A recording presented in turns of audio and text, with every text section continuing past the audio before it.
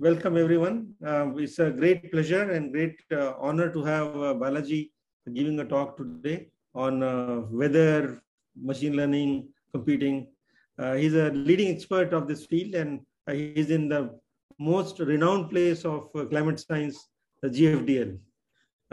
I read about it when I was digging out for giving the Nobel lecture for this year, and all the firsts happened in GFDL, and it's great to have Balaji from that place giving a talk on climate science today.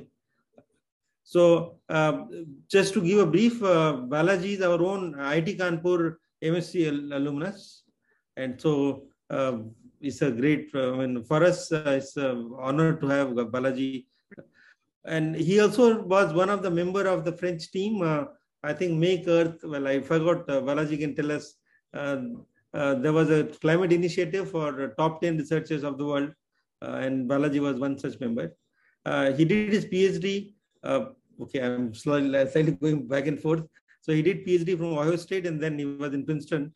He's part of many climate research, climate related and competition related groups. I will not name them, but there are a lot of initiatives, like you can see here, GFDL, then IPSL and LSCE. Okay, Balaji, so I will not take much of your time, and we can get started. I think more people will join on the way, but yeah, so let's get started. Okay, Professor Verma, thank you very much. It's a great honor for me to be back in IIT Kanpur giving a talk, even though it's virtual, but still I'm very, very happy to be back. So yeah, I was a student there, and any physics I learned first in IIT Kanpur. So it's definitely for me, it's a great honor to be back. And so I will be speaking. So I know this is called the online turbulence seminar. So this is I know I'm speaking to a turbulence audience of students of turbulence. I'll be speaking about turbulence, but it's more generally about computational modeling of turbulent fluids in a specific context, which is to try to understand what goes on in the Earth system. And as Professor Verma said, the GFTL has a long history, and Manabe, who got the Nobel Prize in 2021 in physics, is very much part of that history. So I'll start with that. I'm going to go through the history of how computational models have evolved and how at the same time computational technology has evolved, and both go very well together, as you'll see. And then to get to recent days and what is changing in computational technology today and why the way we do models is also changing. So that's where the machine learning aspect comes in. And the name refers to Jules Charney, who is one of the giants of the field from the 1950s and 60s, whose work I'll be referring to as well. He also spent quite a bit of time at GFTL, though he was mostly in Cambridge, Massachusetts, MIT. So let's talk about climate science, and this is the outline of the talk. So I'll talk about what is climate science, what climate models are. We'll talk about what is weather and what is climate. There's a difference between the two. And then we talk about the global warming problem, which Manabe first. It's much earlier. It dates from the 19th century, figuring out this idea of what happens if you keep adding carbon dioxide to the atmosphere. We'll talk about so there's forecasting, which is weather forecasting, and there's something that John von Neumann, who was the kind of inventor of the digital computer, modern digital computer, called the infinite forecast. We'll talk about that. And then I'll talk about how models have evolved to the present day, and then the end of what is called Dennard scaling, which is where the computation is changing. So there are some physical limits to today's computers. And what computers are good at nowadays is machine learning. They're much better at than solving PDEs, which is what you as turbulence students are used to, solving partial differential equations. But they're not very good at that, but they're very good at machine learning. And if you're learning, you can choose to learn from models, you can learn from observations, you can try to learn fine scales so that you don't have to try to simulate everything. And then I'll go into a summary. So let's start with what is climate, what is weather.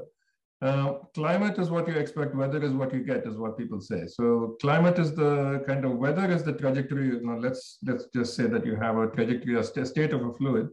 Weather is the state of the trajectory, time trajectory of the fluid. So that's what it's the fluctuations day to day.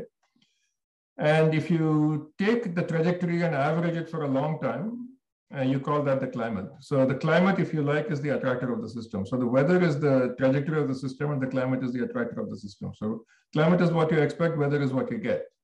But the problem, of course, is that the climate itself changes. If you keep changing the external parameters to the system, such as you keep adding CO2 to it, then the climate, the attractor itself will move.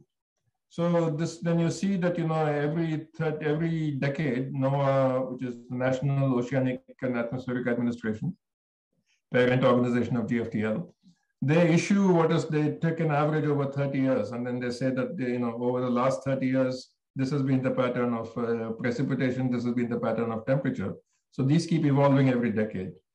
But what you perceive is the difference between the weather and the climate, right? So if you take a particular day and, let's say the weather is 15 degrees Celsius, and you will say if it's in Kanpur, if it's a winter day, you will say it's a reasonably warm day. But if it's a summer day, it's an incredibly cool day. So the same temperature is not what you perceive. You will call it warm or cool depending on what you expect. So the difference between the weather and the climate is what you perceive. In order to, so you see the daily fluctuations of temperature can be 10, 15, 20 degrees even. But the change of the climate is very slow. It's like 1 degree over 100 years, 1 or 2 degrees over 100 years. So you have to remove all the noise, which is the weather. The trajectory itself fluctuates a lot. You have to remove all the noise from the observations to see the climate signal. So there's a big signal to noise problem. The residuals are very small. And the system is very complicated. There's fluctuations at all time scales. There's feedbacks. There's a little typo on that slide. The feedbacks at all time scales, and what we call forcings, which is the external forcings on the system. And that's, I mentioned CO2 a few times because that's the current climate emergency. But you can also, volcanoes can put, can put a lot of particulates in the atmosphere so that it can cool the planet for long periods of time. Then there is the sun's radiation also varies. So the solar radius, the solar variability. So everything can vary. And so it can happen over many, many time scales. So the minutes to millennia, mega continents. The continents also move around, and that changes the ocean circulation. So this is kind of this is generally a plea to students in any field. Solving the climate problem is like anything that you do in science or engineering, fluid mechanics, which is what I'll talk about the most, radiative transfer, chemistry, biology, everything, algorithms, computing, material science, everything can be used in climate science. So if you're interested at all and you want to do something which is kind of important for the world, then getting into climate science is a good idea. So let's look at what the climate history of the planet looks like. And we'll first talk through the whole history over the Cenozoic era, the last 500 million years, and then get down into present day. So if you go back in time, this is the temperature relative to present day. 0 is the present day global mean surface temperature value, averaged over the whole globe. If you go very far back, can you see my cursor moving? Yes? Yes, Balaji, we can see it moving. Yes. Okay, all right. So if you see, then there are some very large fluctuations in the past, and they're not very well understood. But starting around 100 million years ago, we have a temperature record. It was very warm. It was 14, 15 degrees warmer than present day. I'll show one slide on what is called the PETM on this side, which is called the Paleocene-Eocene thermal maximum. It's a spike in temperature where the climate was very different from today. Then there is a gradual cooling over time, and then you get down to about 1 million years ago. And then you get into this place where you can see these up and down fluctuations, which are the Milankovitch cycles. They're the ice ages. So the Earth periodically warms and cools, and this has to do with the fluctuations of the planet's tilt, the orbit of the planet around the sun, and the axis of the tilt of the axis relative to the ecliptic. That varies a little bit. So these fluctuations, the precession and all that, it leads to these Milankovitch cycles. And that leads to ice ages, warm and cold periods where the ice sheets from the poles, they advance towards the equator and then they go back. So then you go through this cycle, then you come to what's called the LGM on this slide, which is the last glacial maximum, which is the last time we had ice ages, which was 20,000 years ago. We had ice sheets covering most of the continents outside the tropics. Then it warmed up very gradually. Around 10,000 years ago, we reached what is called the Holocene optimum, where the temperature becomes extremely stable and extremely regular. There are no more fluctuations. And you see how important that is. Anything that you can think of in terms of settlements, agriculture, anything that involves civilization became possible, because before that, hominids existed in these times as well. But there were no settled populations. They were all nomadic, because as the ice sheets advance and retreat, they have to keep moving. They cannot live in the icy flats. So they were just nomadic hunter-gatherers. After here, settlement is possible, agriculture is possible. So this is all of human civilization is in this last 10,000 years. And then suddenly you see that the temperature is spiking. So this is what we're calling the climate emergency or the climate crisis. We have been in a very stable period, which has permitted everything that we consider human civilization, and we are perturbing it. If you zoom into the last period, last 2,000 years, you see that there are areas which are called the medieval warm period. So these are all, you can see a slight increase in temperature in the medieval times, and then there is a thing called the Little Ice Age, and then it's now we are spiking like crazy. The medieval warm period, Little Ice Age, may be regional. That is, it's not clear whether everywhere it was warm or it was only in Europe. For example, many of these things, the Little Ice Age is definitely related to Europe. And you can see that there is a link between human activities and these temperatures, even going back to those times. So if you look at the Little Ice Age, so this is CO2 measurements taken from ice cores in the Antarctic. So if you can dig into Antarctica, and you can get you can see the ice has been deposited over time. Every year there is some, so you know that if you go down in depth into an ice core, the further deep you go, the further back you're going in time. And you can see there'll be little bubbles of gas there, and you'll see the composition of the air from that. So you can measure the CO2 levels. And you can see that what happens is that around the time of the European arrival in the Americas, there is a vast decrease in CO2. CO2 is decreasing quite rapidly. And the reason for that is that it's actually, so you can make a global impact on CO2. The reason for that is that there was Europeans came, they brought a lot of diseases, and they wiped out the Native American populations. The estimate is that 65 million people died during that time. And they had settlements. It was an agricultural civilization. All of the agricultural land reverted to forest. So CO2 was basically taken out of the atmosphere. If you take agricultural land, which is basically short grasses, and you replace them with trees, you lose a lot of CO2 in the atmosphere. And that actually may have led to the Little Ice Age. So you can see that there is a global impact of what humans do, even going back in time.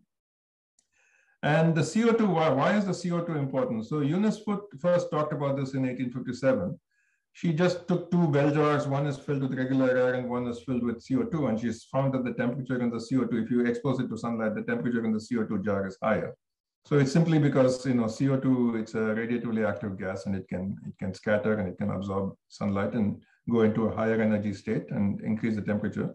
And she speculated if an atmosphere of that gas will give our Earth a high temperature. So this is 1857, you see. So it's a long time ago. And this is purely based on just radiation and CO2. Bjerknes was one of the, Wilhelm Bjerknes around the turn of the century.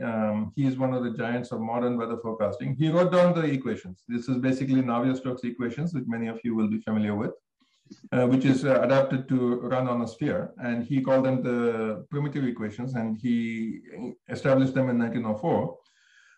But he could not find a way. It's a nonlinear system. Numerical methods were not very well developed. He could not find a practical way to solve these equations. There's no closed form solution to these equations, as you probably know. So he tried to find various methods. He invented something called the graphical calculus, which is basically drawing pictures and then trying to see how that a particular contour line will evolve. Finally, he said, okay, I'm abandoning all these. It's just empirical methods. So you just take a huge library of contour maps and you say, okay, if this contour arrives, then the next one will be this. You just find out from comparing it to history. So this is what we would call pattern recognition. So the kind of paradox here is that he laid the foundations of dynamical meteorology, but in the end that he did the forecasting using methods that were neither algorithmic nor based on the laws of physics. This is a historian has written that. And so let's see, what is it, why is the Earth's circulation so complicated? So this is what is happening. This is the Earth's radiation budget. So you can see that because of the way the planet is oriented versus the sun, most of the excess is coming in at the equator in the tropics. and most of the heat is lost near the poles. So the outgoing is shaped like the red curve. The incoming, this is a function of, as a function of latitude. This is the radiation watts per meter squared as a function of latitude going from South Pole to North Pole. So you're losing heat near the poles and you're getting an excess of heat near the equator. So conservation of energy means that somehow the energy has to be transported from equator polewards. And if you solve it on a sphere, you get this kind of circulation, which is you get trade winds, you get westerlies near the equator, you get easterlies in the mid latitudes, and then you get westerlies again. Can I ask a question, maybe? So why is it losing at the poles? I mean, is there a physics reason for it? It's simply because the sun is mostly in the tropics. It never leaves the tropics, right? So you know that the sun, as it goes around the year, it will go between the Tropic of Cancer and Tropic of Capricorn. So mostly the direct sunlight is coming and it's coming in at an angle near the poles. That's the only reason. I see. It just has to do with the orientation of the Earth with respect to the ecliptic, the plane of the ecliptic. Okay, thanks. Yeah, nothing deeper than that. But the circulation is very interesting because you get all these, what I call these cells, the Hadley cell and so forth. So the Hadley cell I'll mention later. So the trade winds are converging into the tropics, so that is pushing the air up. And then you get these, there's a descending air at 30 north and 30 south. So that's pushing downwards. That prevents actually clouds from forming because clouds are formed by convection, which is air moving upwards. If you have pressure going downwards, you don't form, which is why you have deserts in these latitudes. You see the Sahara Desert here, the Kalahari, and you have similar, if you go east or west, you'll always find deserts in these latitude bands. So this is what the global atmosphere circulation looks like.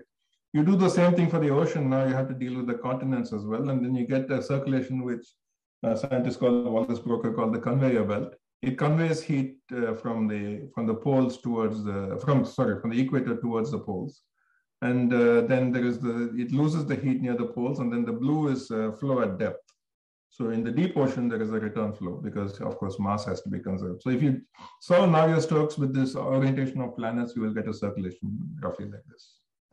So both of them are transporting heat from equator towards the poles.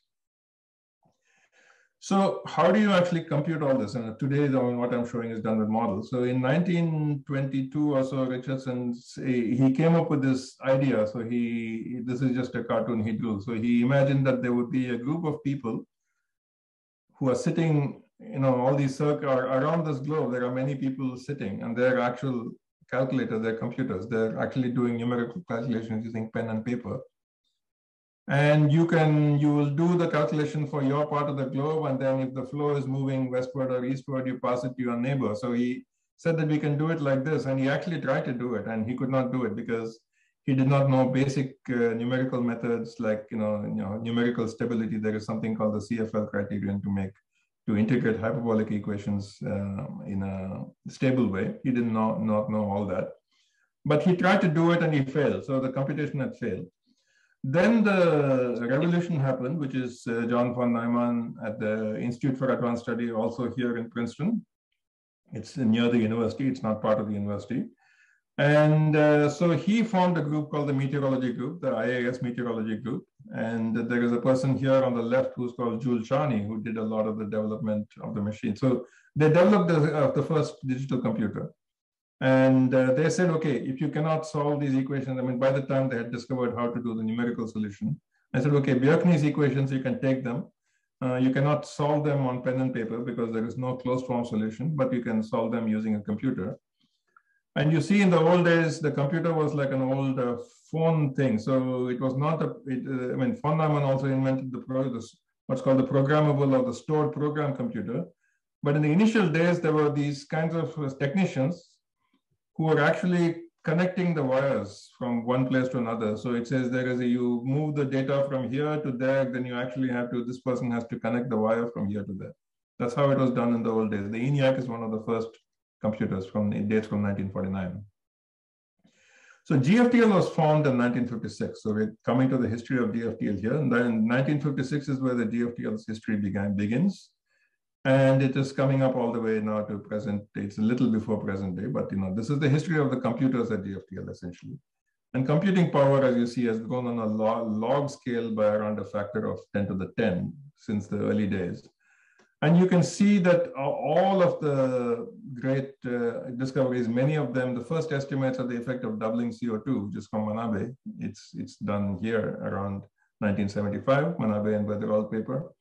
The first hurricane model, the detection of forced climate change due to natural unvariability, all that has been happening during this time. So we've been increasing the power of computing for a very long time, but you can see towards the end, it is starting to tail off a little bit, and I'll get to that.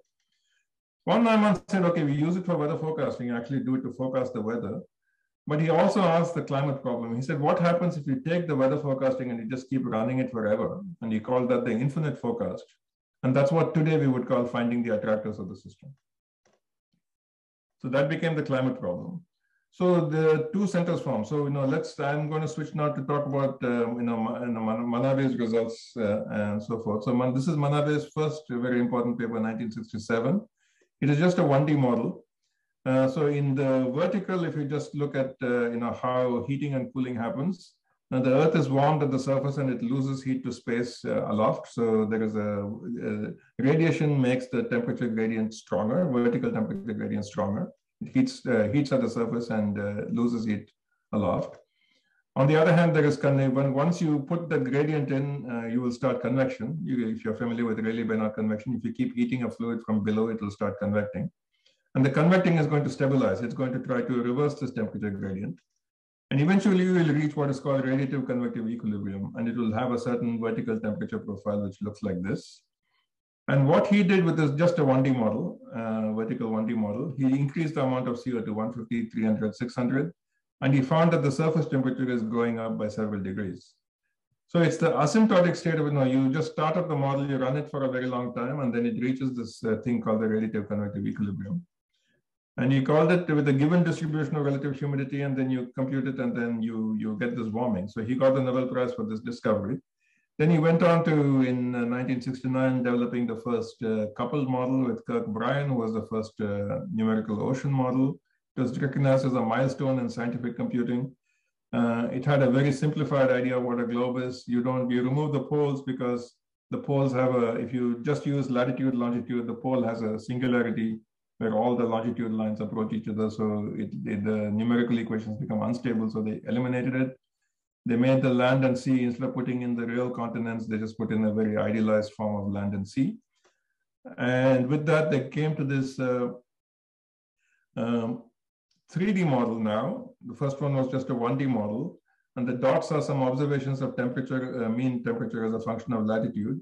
And you see that if you double the CO2 in the atmosphere, the temperature rises almost everywhere. So this is again, it's an equilibrium response. The equilibrium is computed by, you can start from any initial condition, you can approach from above, you can approach from below, but it always comes down to after some days, it always equilibrates to the same temperature. So this is how they did the experiments to say that, okay, and then they call this the equilibrium climate sensitivity. It's that how much the temperature changes when you double CO2. So this is what a model looks like. It's a grid, and we don't have to, nowadays we have more advanced grids. We don't have this issue of the singularity at the poles. But you have this model, it's a 3D grid over the surface. There is a vertical direction and there is a horizontal direction. The horizontal is mostly solved using Navier-Stokes equations. Inside these, everything is not resolved in the model because you cannot get to very high resolutions. So inside a column, you can have all these physical processes, how to form clouds and how to interact with the ocean and so forth can happen here. So this is what it looks like. So you can have vertical exchanges inside the column and you can have horizontal exchanges across the columns. So this is what a GCM looks like. Relative to Manabe, we have increased the resolution of a model roughly 10 times. So he ran a model which had each of these boxes would be 500 by 500 kilometers. That's what the maximum he could achieve on the computers of that time. We can now get down to around 50 by 50 kilometers. On the other hand, clouds are taking place on the scale of a few hundred meters. So you can see that we cannot resolve many important things in the models, even today. So when Manabe presented his result, saying that if you keep adding CO2, you are going to increase the temperature. And then we have these observations, which is called the Keylinker, which I'm not showing here, which is on the Mauna Kea Observatory, which is high on a volcano in Hawaii, which is far from any source of emissions, human emissions. It shows that the CO2 just continually increases. So we have two things. We know that the CO2, humans are increasing the amount of CO2 in the atmosphere, and Manatees models are showing that that will make the temperature increase. So Charney, who was by that time a very senior scientist, was asked to write a report. And this is what he wrote. He said that there's a direct radiative effect, just the CO2 itself will add the temperature, but you have all these feedbacks due to the clouds and all that. And I don't have to go into the details. But the cloud distribution is a function of circulation, it's a function of many things. And he said we are going to warm the planet by 1 to 4 degrees with a probable value near 3 Celsius. So this is quite significant. And this is from 1979 result. And so we'll get to the IPCC, which is trying to do this now at a very, in a much bigger scale. We have many models around the world which are contributing. And so now we are looking at 2 different scenarios of the future. So we are seeing how the temperature has evolved in the past 50 years. And then we can do these what are called scenarios in the future. What if you don't do anything, don't make any policy changes, so everybody continues to emit CO2 as before? That's called the RCP 8.5 scenario. Or the second is that through measures of emission reduction through either taxation or through policy, the Paris Accord and so forth, you try to stabilize the amount of emissions. You can see that either the Earth will continue to warm forever and get up to even 4 degrees by the 2100, or you can get to around 1-2 degrees and stabilize it. So now the whole of IPCC, and the IPCC, by the way, is the Intergovernmental Panel on Climate Change. Every 6 years, it produces a report saying what is happening with the climate, and policymakers, politicians around the world can use it to decide what to do.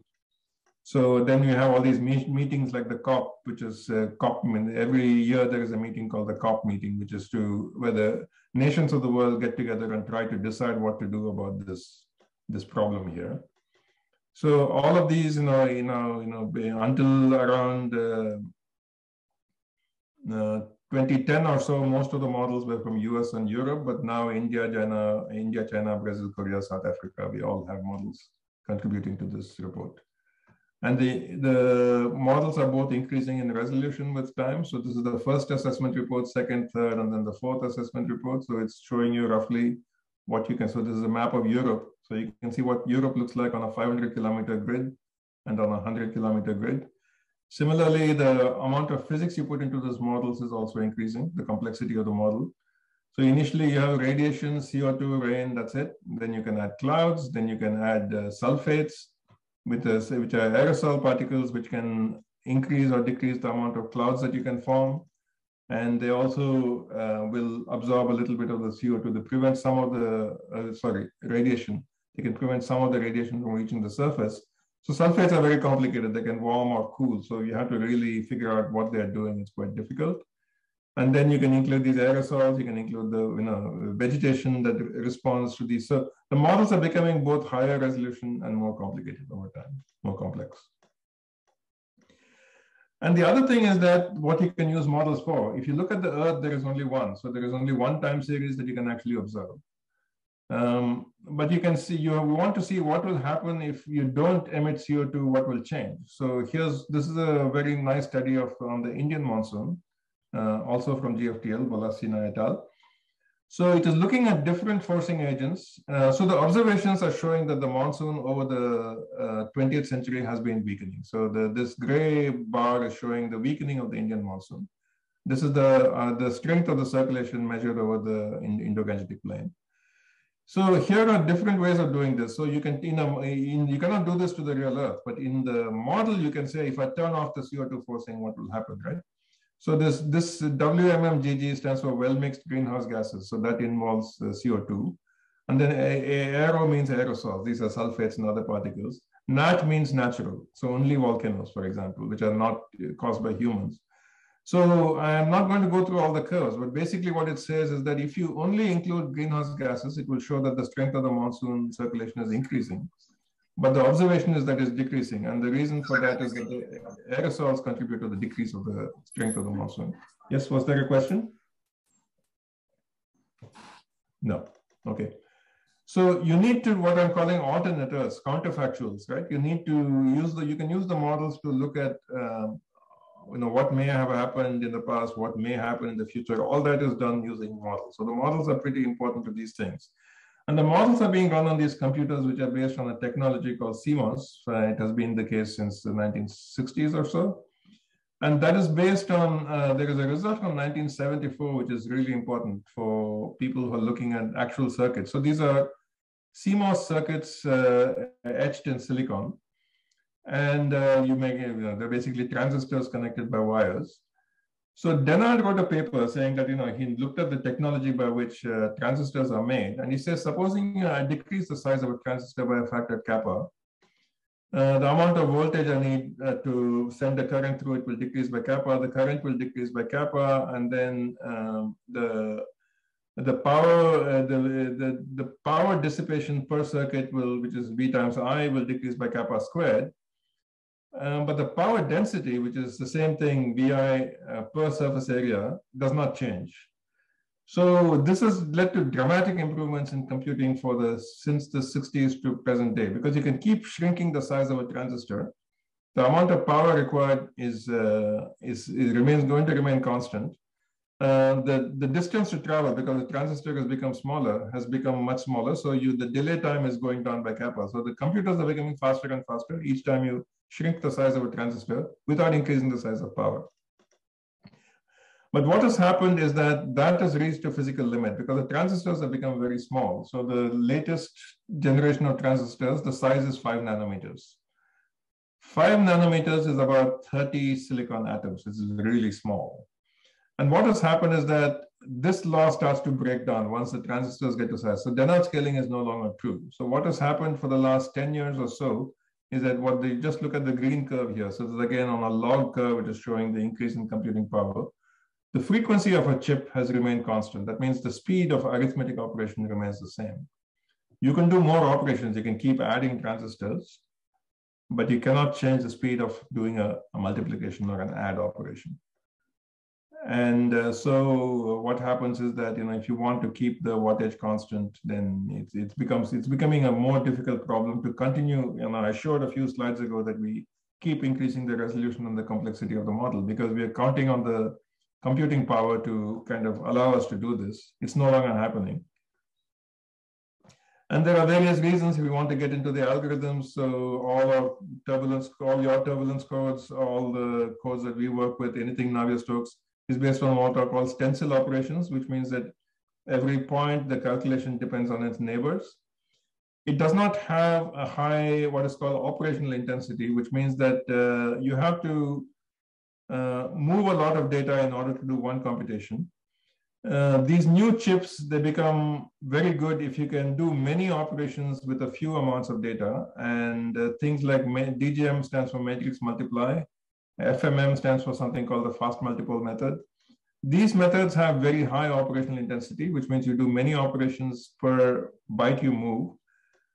Fluid codes, turbulence codes, Navier-Stokes is down here. So the operational intensity is quite low. So we cannot even take advantage of the machines that we have today. We are not able to keep all the processors because the cost of moving the data to the processor is what is getting the speed of the system.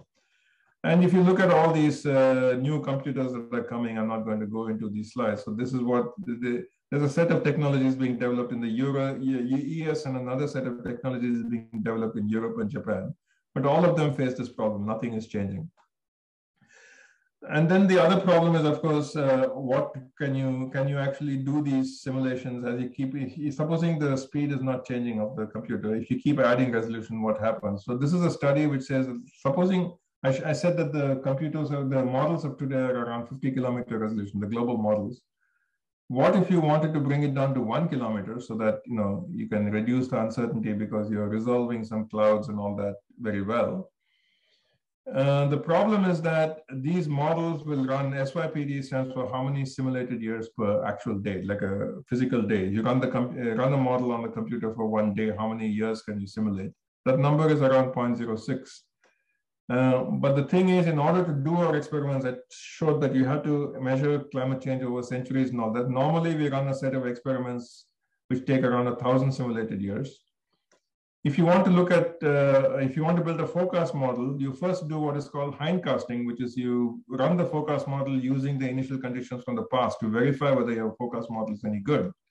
And those typically you need to run tens of thousands of simulated years in order to verify a forecast model. So a model that can run at 1 year per day, it's kind of hard to imagine doing these kinds of experiments with those models. And the second thing we have to now start taking into account is that this is a study that I've been working on, which is to measure the energy cost of running these simulations. That is also getting very high. For example, just to take an example, UK Met Office model, which is shown in this green bar here, in order to run a set of experiments for the last IPCC, they spent about 500 tons of CO2, which is quite a large number. So we have to also worry about the carbon footprint of what we're doing. So what we turn to is machine learning. So what we start with first, so if in computing, we talk about the Turing test. Turing test means, can you have an interaction with the computer and tell whether you're dealing with a human or an artificial intelligence? That's what Alan Turing defined as a test of artificial intelligence. Can you tell just by interacting whether you're speaking with one or the other?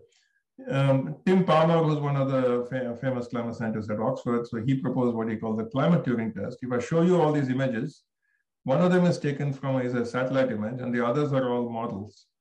Can you tell by looking at the image whether it's a satellite or a model? If you cannot tell, he says that's a Turing test. But this is for instantaneous things. So we can run these very high resolution models, but you have to think about the climate problem, as I said. How does this change? How does the population of clouds change if you run it for 100 years? But we cannot run these models for 100 years. They're very expensive. What we can do on this model very well on the new computers is deep learning. So what is deep learning? So let's say that you have some data for an input vector which is shown in red and an output vector which is shown in blue. So you have 5 points and 4 points. So normally you would say that if I have some data, I can train on the data and figure out some relationship between these two. That's called the regression problem, and that will take a certain number of operations. So 5 times 4, let's say roughly 20. In deep learning, what you do is that you say that there's a hidden vector inside, which is actually carrying all the information. So a simple neural network will have one layer of neurons in the middle of the regression problem. So you can do a lot of very complicated nonlinear regression problems. In deep learning, you can add as many layers as you want. And then you figure out, again, using the data, some relationship between the inside and the outside. So normally what you do is that you try some random number of weights and see how well you do a prediction of the output vector. And then you go back, there is a technique called backpropagation. You go back and adjust all these weights until you get a good fit between your input and your output vector. And now you can see that you've vastly increased, even though the number of inputs and outputs, so this is the memory problem that I showed earlier, the number of inputs and outputs stays the same, but each of these black lines represents a multiplier add operation. So you vastly increase the number of operations. So deep learning runs really, really well on modern supercomputers. So the argument that the deep learning aficionados, the people who do deep learning are making is that you don't really need to understand the equations. You just give it enough data and it will figure out, this networks will figure out all the relationships for you. So let's see how it does that. So one way of doing it is this method of, you're trying to capture what is the essence of an image. So if I show you a lot of, so mostly people do it, let's say with faces. I show you a lot of faces and then it figures out, the computer figures out, it takes the image, the input image, it figures out a very minimal vector which can describe any face. So you can say, okay, this face can be described by, let's say, 7 parameters, which may be the shape of the eyes, the shape of the nose, and so forth. And it has learned this other face.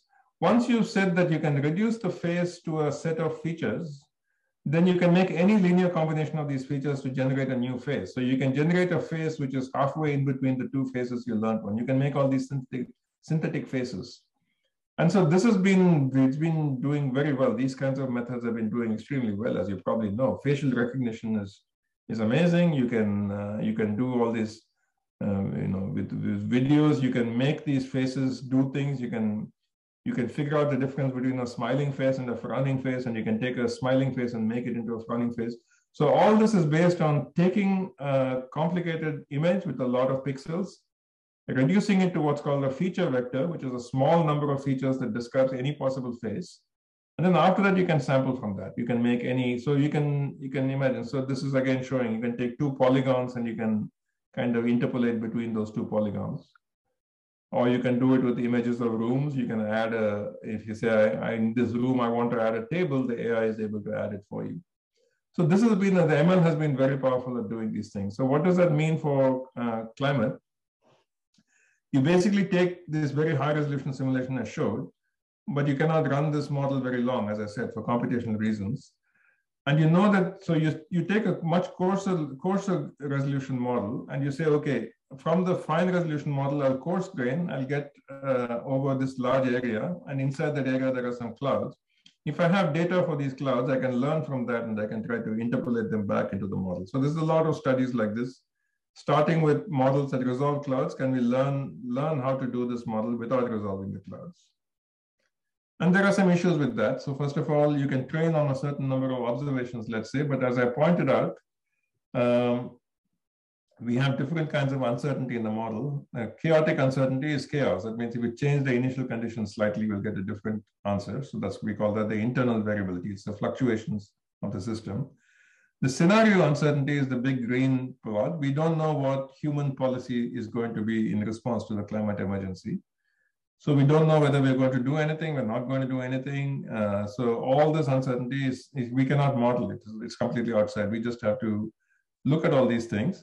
And then we have what is called structural or epistemic uncertainty. We don't completely understand how to represent these clouds and all perfectly. So the models have some biases and errors because of that. So in order to sample all these uncertainty, we cannot just go from observations. So we have to also, so what we do is what I showed here. We run high resolution models. We cannot run them very long. You try to learn from that to run later on a low resolution model. And there are other issues within models and observations. I am not going to go into the details here. But but one thing, if you use observations of present day, and you're trying to predict what will happen under climate change, you have a problem. So this is a study from a few years ago. So you're learning from data from 1979 to 2008. And this is the histogram of temperatures. So if you just take a histogram, meaning that you take all the points and you say, what is the distribution of temperatures? You see that it's distributing towards some, this is warmer temperatures, this is cooler temperatures. You take a model and run it for the latter half of the next century, 2086 to 2095, and you look at the same histogram of temperatures, you find that it is much on the warmer side. So there is still some overlap. You can still get days which are similar to present day climate, but you're also going to see some new states which you have never seen before. So machine learning is only as good as the data you train on. So if you train on this histogram, it is not capable of finding for you this data. So for climate change, this is always a problem. So the training data has to somehow give you what will happen in a very, very different climate from today. And how do you do that is the question. And this is a very big problem. So I go back in one of the earlier slides, I showed the state of the planet in around 50 million years ago, which is called the Eocene epoch. There are some observations from that period which show, for example, these squares are the observations. Okay, we have very few observations from those periods. We have some other things which are not actual observations. We know, for example, there were palm trees and cold-blooded animals, fossils of those have been found near the poles. So if palm trees exist and cold-blooded animals exist, temperature must have been quite warm. And it has been verified by a few measurements which are made, and I won't get into how do you measure past temperatures. It's done by using some proxy data, which we can discuss if you're interested. And you can see that the orientation of the continents is quite different. India is still started from Africa. It is sailing towards the Asian landmass. It is not there yet. It's only halfway. So it's somewhere, it's an island in the middle of the Indian Ocean. Everything looks a bit different. The North and South America are divided and water can flow in between these. The colors are showing what happens in models. So the models are still showing that the equators are warm and the poles are cold, even though the data is not showing that. So somehow our models are not correctly capturing the circulation from these times. So this is, again, from machine learning, these should be tests. If you're building a model which is saying that I don't need equations, I'm going to do it using machine learning, you use data like this, which is from very different climates, in order to judge whether you have done it correctly or not. So this is where this kind of, you may wonder, why is it important, the climate emergency is a present day emergency. Why should I care about what the climate looked like 50 million years ago? This is the reason why. If you cannot simulate this, that means you don't understand really how the climate is working. Okay. Now we'll get into a little bit of which will be probably more in tune with what some of the turbulence physicists are working on. So this is measurements in the atmosphere of the spectral density of energy. And it can be measured using winds, it can be measured using temperatures, you'll get the same results. And this is a pretty old result, it's from 1985, but it's still very valid. So at very large scales, when the wavelength is measured in thousands of kilometers around the same sphere, which is the radius of the Earth, which is 8,000. Once you get to very large scales, you have essentially what is two-dimensional geophysical turbulence, and that is known to have a K-3 slope. After that, sometime around 100 kilometers, you get into 3D. So baroclinicity become important, the vertical motions become important. You get into 3D turbulence. That's the -5/3 slope. And that continues all the way down. I've shown it down here until 1 kilometer, but you can keep going. It will go down to the Kolmogorov scale. You'll always stay in the -5/3 slope. So when you're running a model at whether it's 100 kilometers, which is here, or whether you're running it at 10 kilometers, or you're running it at 1 kilometer, the initial subrange of turbulence is being truncated somewhere. You cannot avoid truncating it. And then you must use some way. There is an idea called backscatter, which is you measure the energy which you lost due to truncation and you scatter it back onto the resolved scales. So for all the subgrid scale terms, you're trying to come up with a nice way of treating the subgrid terms. Again, I think this, I'm going to skip this different slide. So here is one example. For example, if you're trying to apply machine learning to turbulence, this is what you have to do. So this is turbulence being studied in a very simple fluid, which is just what's called a gyre circulation. It's a square box with a Coriolis term. So the mean flow looks like a circular flow going counterclockwise like this. You will, if you set it to be turbulent, you will find that there will be jets and turbulent eddies are being formed. And you can run this at very high resolution. This is the stream function field being shown. So the stream function represents a circulating flow like this. So you're running it it is around a 4,000 kilometer box. You're running it at around 7.5 kilometer resolution. But you cannot run that model very long. So you want to be able to run the same, you want to get the same physical result, but running at 30 kilometer resolution. So this is a large amount of data to learn from. So you try to learn from only a part of the data. So they have tried in this study, Bolton and Zana, to learn here in the area 1, where the turbulence is very active. So you have eddies and you have jets being formed. Or you can try to learn in somewhere here, or you can try to learn here. You can try to learn in different regions. And you're doing this deep learning methodology, which is basically you're training from a certain set of inputs to an outputs, and you're saying, instead of learning the equations, I'm just going to replace it by the linear algebra of the neural network. It does a pretty good job, but of course, if the data has to see the turbulence. So if you go to a region where there is not much turbulent activity, it does not do a good job. Second thing is, it does not do various conservation. You want to conserve momentum and energy, but if you're training in this box, the box alone is not conserving momentum and energy. Momentum and energy is conserved if you do it correctly across the whole box, but not in the small box where you've done the training. So in the end, you end up with a circulation which does not conserve momentum and energy. So if you want to respect physical laws, then you have to figure out how to teach the machine learning how to do that. This becomes a harder problem if you go to the real ocean, and this is how the flow actually looks like in the Atlantic Ocean, just as an example. This is the Gulf Stream. So as I said, the main transport is south to north. It's the equator to pole is trying to transport energy, but because of the continents, the flow actually, if you actually solve the equations, you find that the flow will go in this direction across the Atlantic, west to east. And that is actually taking tropical waters and moving them in this direction. That's why at the same latitude, Europe is much warmer than North America. So here is Canada. Canada is pretty cold, it's covered with snow. At the same latitude in France and UK and Germany and all that, you get hardly any snow. That's because of the Gulf Stream.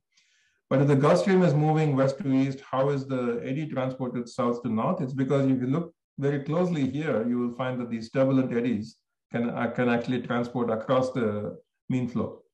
So this is the kind of problem we are trying to solve and using machine learning. So you're trying to do coarse graining of these kinds of turbulence flows. It's a very interesting problem. So for turbulence people. So some people have a minute. So this is for just simple Newton's laws, just a spring on weights which are connected to a spring and moving from side to side. So you've probably done this in your physics 101. Okay, so I'm almost at the end of my talk. So you can find the form, whether you want the Hamiltonian or the Lagrangian or just the equation of motion. You can find it by just saying, I believe there is a conserved quantity which is a function of v and x. Tell me what it is based on the data. It will find the form for you. So you can actually discover an equation based on just from data alone. And the equations, if they're correct, then they will generalize outside the bounds of the training data. So that's where it becomes important.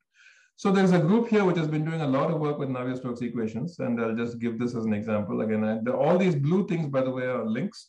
So I will share the slides after the talk, and you can click on any link you find interesting. So they're basically able to find the form of the Navier-Stokes equation using a similar method. They're saying that I believe that del omega del t is a function of one of these things, any of these possible terms. Tell me what the form is. It tells you the form, and it tells you correctly the form for Reynolds number of 100. And you can apply the same data. If you apply the same thing to higher Reynolds number, they still get the right answer. I mean, I don't know about very high, but they've trained with data at the Reynolds number 100 and generalized to Reynolds number 1,000, 10,000, something like that. So you can actually discover the form of, not just find the relationship between the input and output, find the form of the equations. And this is again finding, for the subgrid momentum, this is another method, trying to find the form of, fit this thing, which is the subgrid momentum closure, which is the difference between the grid average nonlinear advection term and the subgrid term. And using techniques like relevance vector machines, it can actually find out which terms are contributing to this, to the subgrid. And then you can write down an equation for it, not just have a machine learning which will compute the output, but actually give you the equation for it. So I'm going to stop here. Where is climate modeling headed? So we made we built these very, very complicated models. Why do you trust them? So you measure the models against other lines of evidence. So that's how you build trust in these models, because you're measuring a lot of things which you're modeling a lot of things which cannot be observed. But there is a problem which is called the Bodhis Conundrum here. So this is an author who wrote a story where he said, what if you, in the story basically is, what if you try to build a map of the world which is the same size of the world? What will you do with it? And in the end, you conclude you cannot do much with it. Similarly, Lewis Carroll wrote a story where somebody says, I have a map of the countryside, which is the same size as the countryside. So the other person says, okay, well, let's take the map and go for a walk. And he says, oh, you can't carry that map, it's too big. So the idea is, again, there's no point building a model which is so big that you cannot actually run it, right? But the question we have to ask ourselves with AI is, like, supposing there is no model, there is no theory, there is no physics. It's just saying, given these inputs, these are the outputs. Why would you trust that? So that's the question you have to ask in the machine learning world. So that in the turbulence world in particular, people are trying to really get, can I actually solve the closure problem in a way that makes sense physically? So they're really trying to do that. You're hearing a lot about machine learning and AI, which is artificial intelligence, I put it in quotes. There's a lot of hype, of course, because there's publication bias. Positive results are published and negative results are not. There is a reproducibility crisis. People have tried to redo other people's results and they don't always do it correctly. But obviously, we know that it's not all hype. There's a lot of good results coming out. So what you must remember, this is all I want to say, is that you must remember that you have to go outside the bounds of your observations. The climate is, everything is changing. So the training data is not good enough. So whenever you're doing machine learning, you must remember that. So one suggestion is to, this is kind of going back, if you like, on what von Neumann did, right? I told you Bjerknes did just pattern recognition because he could not solve the equations. Then von Neumann came and said, okay, with the computer, you can solve the equations. Now the computers have run out of speed, so you're not able to solve the equations. So machine learning is basically saying, go back to pattern recognition. That's what this model-free simulations is. But if you're doing that, then you remember that you have to make sure that you can go outside what you've observed. So one way to do that is to actually derive these simple models. That's the last few examples I showed. You train not to find just the correlation, the regression between the inputs and the outputs, but you try to derive the simple models. We call those hierarchies of models. In doing all this, you must take into account the energy and carbon cost of the computing, which is getting very, very big. And all of this is summarized in a paper that appeared in 2021 called Climbing Down Charney's Ladder. So I'll stop here and I'll take questions. Great. Thanks, Balaji, for a very exciting talk. You covered a lot of grounds. Okay, so we'll take questions. Any people can just unmute and ask questions. I will stop the share so I can see people's faces, and please share your, if you're asking a question, I'd like to, and if you would like to, it would be good to see you also. Yeah, I can just turn on the mic video as well. If you don't want to turn on the video, that's fine. I'm just, just suggesting. Please ask questions. Okay, so maybe I will start because people are kind of maybe thinking about it. So I think you made remarks at several places that model, it's too expensive, of course, to make grids, but load emission model, no? I mean, in physics, we make load emission model, like Lorentz model is one load emission model. Of course, it's very primitive, it's only for Rayleigh-Bénard convection, but I'm not seeing many efforts for climate, load emission models, maybe 10 variables. Are there efforts? I mean, okay, I'm ignorant in this field, so I just wanted to comment on it.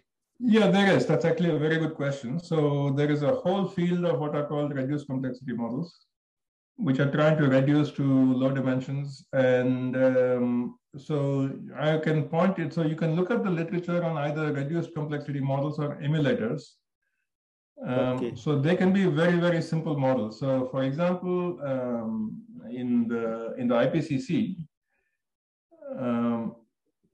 for the policy, people are asking questions like, should I, supposing I decrease CO2 emissions, but my sulfate emissions increase, what will happen? Supposing India is decreasing CO2, but increasing sulfates, what will happen, right? So there are questions of this nature. We are not able to run the GCMs to all these individual forcing experiments to turn one parameter on and off and test it. It's pretty expensive.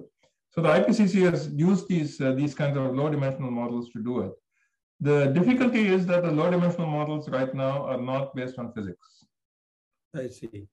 So if they're not based on physics, then the question of trust again comes up. Why should I trust that they're giving me the right result for the future? There is no way to verify these models as such, excepting on the last 30, 40 years of data.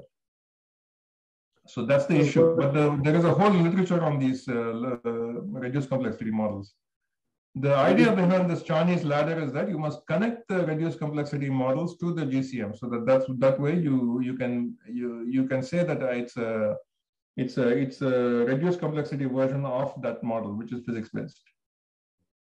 That's really what we should try to do, and I think machine learning is a good way of doing that. It's a good set of techniques for doing that. Yeah.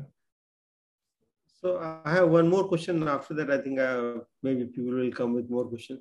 So what I find, my kind of intuitive observation, not really based on data, I should look at the data, but spring is narrowed in India, spring as well as autumn.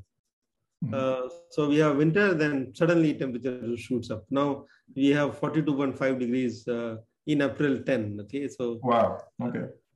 So so is there a kind of this sharp transitions are coming in climate models of? Yeah, they're starting to appear. So the fact that spring is earlier in the year is observed, and the models are able to reproduce that to some extent. But the question we always ask is this natural variability? The question we always have to ask is this just natural variability or is it because of climate change? So that's a question that's a little harder to answer. You need a lot of statistics so you must be able to run the model many cases in order to answer that question. How much of it is natural variability? How much of it is human caused? For that, again, it is becoming clearer and clearer that some of these effects, especially in terms of the changing length of the what's called the growing season, the growing season is increasing in length, earlier spring, later fall, and that is being observed both in models and in nature. It is leading to all kinds of secondary problems, which are quite dangerous, some of them. For example, some pests are now able to reproduce 2 times during the growing season instead of once. I see. So some pest populations are increasing. So these kinds of secondary effects are harder to model, but we are observing them. But I think the observation that you're making, which is that the length of the warm season is longer, is definitely being observed and modeled, both. I see. Manabe had a famous saying, "I don't believe anything in the observations until I see it in the model." I see. Okay. Because the model is physically consistent. Observations can be anything. It can be just fluctuations. So he said, don't tell me what's in the observation. Show it to me in the model. It's very counterintuitive, but he has a point there. So yeah, but actually, so I did something on dynamo for magnetic field generation, and so I had basically variables. When I wrote 3 equations, but we could write down in 1 equation by reduction. And if it has more terms, then it was showing a first order kind of subcritical transition. And if it had less term, then it was showing supercritical. Mm-hmm. So I thought having stronger nonlinearity or with more terms of the nonlinear term, then is likely to have not likely, I can't say that. I mean, I don't know enough of it, but there will be a hysteresis and so on. But I was just wondering. So that is actually that's again a very interesting point you raised. So there is that divergence in the literature we are finding in the climate field also. So for example, I showed about this Atlantic circulation, right, in south to north. It's called and then there's a reverse flow in the opposite direction at depth. That whole thing is called the MOC, the meridional overturning circulation. Okay. And in simple models, you can make that thing shut down completely. I see. You add a little bit, you change the temperature and you add more fresh water near the north, then that MOC circulation will shut down. That makes a huge climate change because you see that the Gulf Stream, which is transporting the warm water towards Europe, will just not do it. So Europe will suddenly become very cold, even though it's an effect of warmings, but Europe will become cold. So it looks very dangerous, but the problem is, just as you say, when in the more complicated models with more dimensions, with more degrees of freedom, we're not able to reproduce that. So it's not sure, so when you have metastability in the system, when it jumps between 2 states and all this, when you have multiple attractors in the system, we are not completely sure about these results because if you build a very complicated model, you don't necessarily see that result. So some open questions still there. But what you made is a great observation. So if you can get these counterintuitive results. If you reduce the number of dimensions, you may see this rich behavior of metastability, which you don't see in a more complicated model. Okay, Abhishek has a question. Abhishek, please. Yeah, so thanks, Dr. Balaji, for a very interesting talk. I'm Abhishek from IIT Bombay. So this hindcasting is something I find extremely interesting. So just wanted some clarity on that. So is it done by pushing the t equal to 0 in simulations to the past and then trying to forecast from that t equal to 0 and then compare with the actual observations? Exactly that. Yeah. Okay. So do the models do a good job when this is done? Are they able to give a good prediction? Yeah, so it depends on what time scale you're talking. So, so the satellite era is about 60 years. So Sputnik is 1957. So we have extremely good data starting around 1960. So typically when you do hindcasting, you will start in 1960.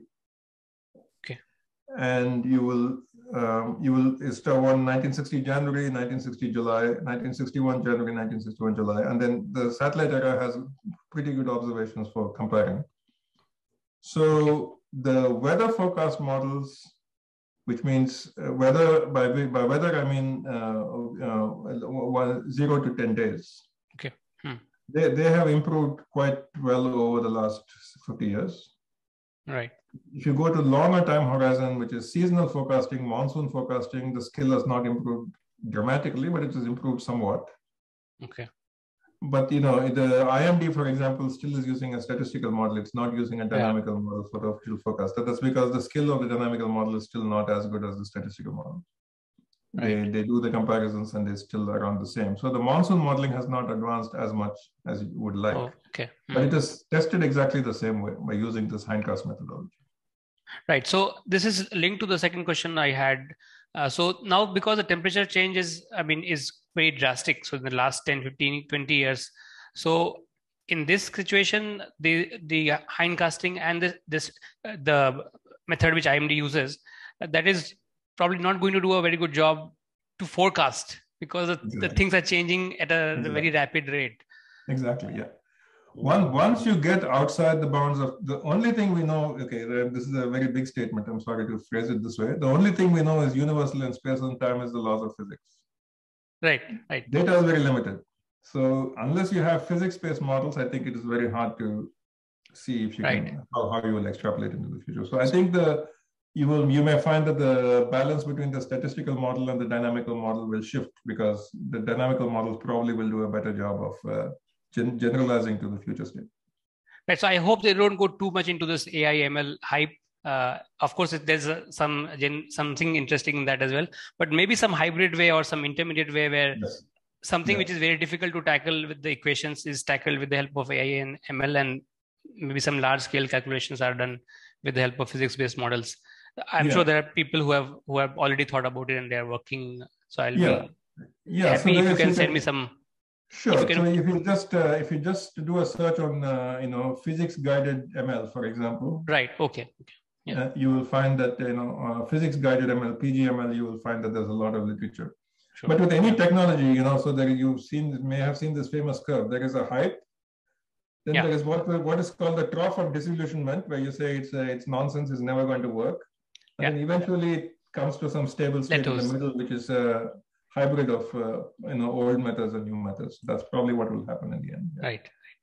Yeah. Thanks. I'm very tempted to look at your papers. So I'll download that from the Royal Society website. Yeah, I'll share the slides. There are many papers, and many of them are mine also. So read them all. Yeah. Thanks a lot. Then forward it to me. Then I will forward to the whole group. So before I take this question from G. Krishnamurthy, I'll ask one related question. So of course, AML I think works quite well for marketing. Amazon, Google, they're all using it for machine translation and so on. But COVID forecast, I think just because they didn't have data, that's why COVID, we are not able to do much, right? Epidemic evolution. Can you comment on why America, of course, has very good researchers in ML forecasting, but can we learn something out of this COVID thing not being forecasted well by ML? Yeah, so COVID has the same kind of issues. So there is some efforts to use ML in that field. It has not directly done a great job because first of all, there is not enough data. And the data keeps changing as well because there is the rate at which the virus is mutating is very fast. So we are not able to, the data is not keeping up with the rate of mutation of the virus. I think that is one of the main issues. Okay, the rate of mutation. I think, I'm not a virologist, but I believe it is supposed to, over time, it will stabilize, the rate of mutation will go down. But right now it is mutating quite rapidly. So the data is not that good. So then the second thing is to study the propagation of the virus. It depends on a lot of factors, right? About how often individuals interact with each other and can exchange the virus and so forth. Those things are very difficult to model. There are these simple low-dimensional models, which are called SIR models, which are based on only 3 parameters. And then there are these more complex models, which are called agent-based, which is trying to actually say, you put in a population of individuals and assume a certain probability of, in an urban setting, how much interaction, and then in a rural setting, how much the interaction, that sort of thing. And you try to model that. And then they're using ML, just as I'm suggesting, using ML to derive the low resolution parameters of the low resolution models from the high resolution model. So there's some efforts in ML in this direction, but I think the main problem is with all these models are not very good, including the model that has been developed at IIT Kanpur. It has not been that successful, to be honest. Manindra Agarwal's model. I think a lot of the problem is that the virus is just changing very rapidly. Right. Yeah. So we made one model, me means the colleague of mine, Rajesh Ranjan. So that model was quite good actually, but it was SIR, but data driven. Okay. So I will send you that paper. But great. So there's a question: where do we get the raw data from the models that you discussed? G. Krishnamurthy has asked this question in chat box. G. Krishnamurthy, you can ask the question yourself if you like. So maybe you can answer that question. Yeah, that's fine. So the raw data, there's multiple sources. So one thing I mentioned earlier, so a lot of it now is remote sensing. So since 1960, we're increasingly relying on satellite information. And then there is in situ. So there's a network of weather stations around the world, which has existed for a few centuries, and the density of these stations is increasing as well. So typically they will launch a balloon, which will rise up, and every few seconds it will take a temperature measurement, a pressure measurement, and so you will get the vertical profile of temperature at that point, in that column. And using GPS, you will know if the balloon is drifting east or west, for example. You can measure that using the GPS. So there is there's these kind of radiosonde balloon measurements. You have satellite measurements. In the ocean is a very interesting thing. So there is a set of floats which are called Argo. So before, until around 15, 20 years ago, we basically only had surface observations. Most of the observations of the ocean are only surface. So you either have these buoys which are floating, or you have the satellite observations which can only penetrate the surface. About 20 years ago, they started using these things called these Argo floats. And what the Argo float is a very interesting thing. It's on the surface, but it can, using ballast, it can control its own buoyancy. So it can sink. It can make itself sink. And it was taking vertical profiles of ocean going down to 2,000 meters, and even there's now a thing called Deep Argo, which is 5,000 meters. So the first time in the last 20 years, we know the ocean state in 3D. We know the vertical profile of temperature, salinity, various things. And it can also, if there is ice, it can go under the ice. So the wealth of ocean observations has dramatically increased since around the year 2000. So as the data increases in time, so as we get now, we have about 20 years of data. As it becomes 30, 40 years, we will get like a really, really good understanding of ocean circulation beyond what we have today. So in answer to Krishnamurthy's question, it's a mixture of satellite, remote sensing, and in situ observations. Okay. So maybe I'll ask the last question, then we can stop. Sorry to keep you waiting. So, no, it's no problem. I was just looking at the Kolmogorov length scale. So by Reynolds number, let's say, I guess I assumed the 10 power 6 for the Earth atmosphere.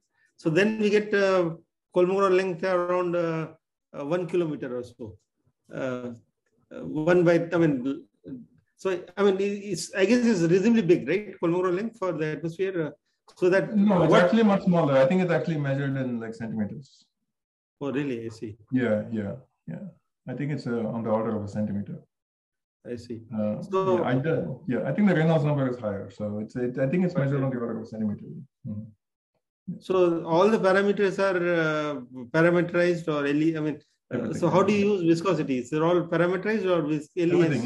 Yeah, everything. You're assuming eddy, what we call eddy viscosity. That means that there are eddy terms which you're not resolving, and you're assuming that it has a certain viscosity. Yeah. So they're all modeled in the sense Everything they're taken by some formulas. Yes, everything is modeled. Yeah, everything is modeled, and in the boundary layer, many of it is highly empirical modeling also. I see. Great. Especially in the land boundary layer, because you have to deal with the roughness length of associated with trees and topography, which you're not resolving and all that. So, I see. Yeah. There's a lot of these models. They're highly. It got to be said. These are with the basis is Navier-Stokes equations, but they're all highly parameterized models. Okay. Yeah. Great. Thanks, Balaji, for. I think thanks a lot for of the opportunity. Thanks for the opportunity. I really enjoyed interacting with. Well, you're a busy man, but you still could give us some time. But I think we learned quite a bit, and hopefully we'll meet in future in person. Yeah, I will share the slides with you right now, and you can distribute them. Yes. So, yeah. Okay. Thanks again, Balaji, and the audience. Okay. Bye.